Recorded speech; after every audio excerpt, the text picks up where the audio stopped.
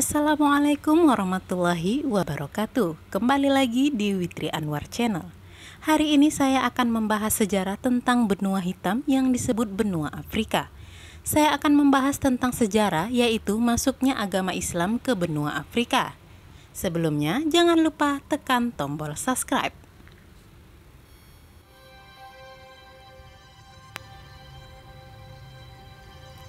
Afrika adalah benua terbesar kedua di dunia dan kedua terbanyak penduduknya setelah Asia, dengan luas wilayah 30.224,050 km, termasuk pulau-pulau yang berdekatan. Afrika meliputi 20,3% dari seluruh total daratan bumi. Dengan 800 juta penduduk di 54 negara, benua ini merupakan tempat bagi sepertujuh populasi dunia.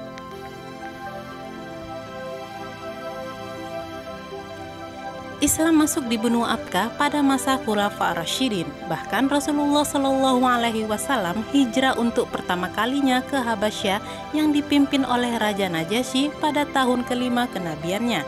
Orang yang pertama kali masuk Islam di Afrika adalah Bilal bin Rabah, seorang muazin fan sahabat kesayangan Rasulullah Shallallahu Alaihi Wasallam.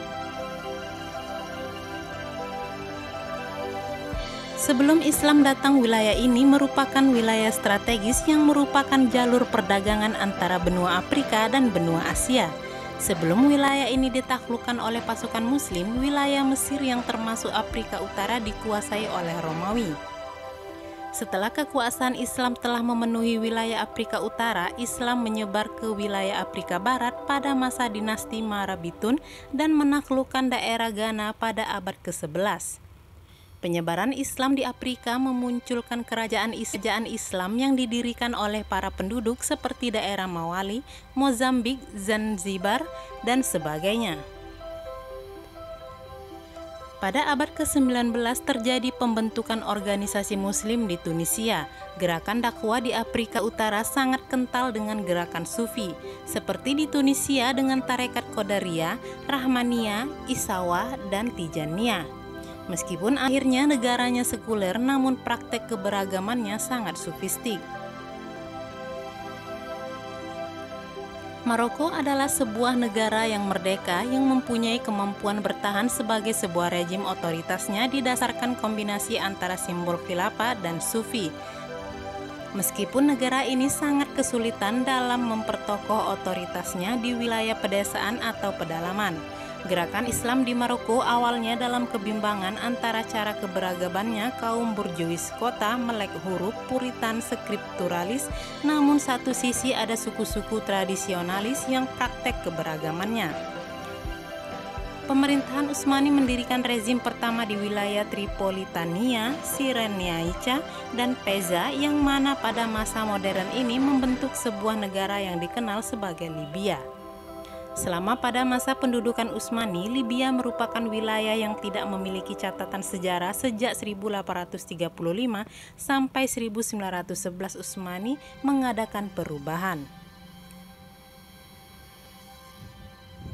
Proses Arabisasi dan Islamisasi di mana Utsmaniyah namun tidak diiringi pembentukan rezim yang memusat. Lalu gerakan Sanusia berusaha mempertahankan Islam dari gerakan asing. Sanusia mengembangkan gerakan Sunni Islam Ortodoks yang mampu menciptakan perlawanan lokal dari agresi Italia. Namun Libya luluhlanta akibat kelantangannya melawan sikap Amerika. Pada tahun 1980, negara Senegal merupakan rezim non-muslim sekuler yang memerintah sebagian besar penduduk muslim.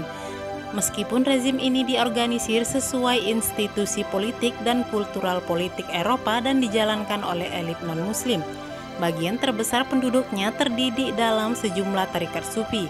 Ini berasal dari abad ke-19 di mana gerakan jihad muslim dan penakluk Prancis mentransformasikan basis tradisional masyarakat Senegal. Pemerintahan Prancis juga turut menyokong penyebaran Islam. Prancis mengambil sikap pragmatis terhadap muslim dan memandang mereka sebagai kelompok yang berperadaban tinggi, berpola hidup produktif dan cakap di bidang administrasi. Prancis memanfaatkan warga muslim sebagai juru tulis, menjadikan kepala-kepala kampung sebagai perantara dan mengizinkan mereka menjalankan hukum muslim atau syariah. Prancis juga mencemaskan kemungkinan muslim menjadi viral atau lawan politik mereka dan berusaha menjadikan kekuatan mereka tetap tidak terorganisir dan tetap berada di bawah kontrol mereka. Demikian sejarah singkat tentang masuknya agama Islam di benua Afrika. Semoga bermanfaat. Assalamualaikum warahmatullahi wabarakatuh. Jangan lupa like, share, komen, dan subscribe.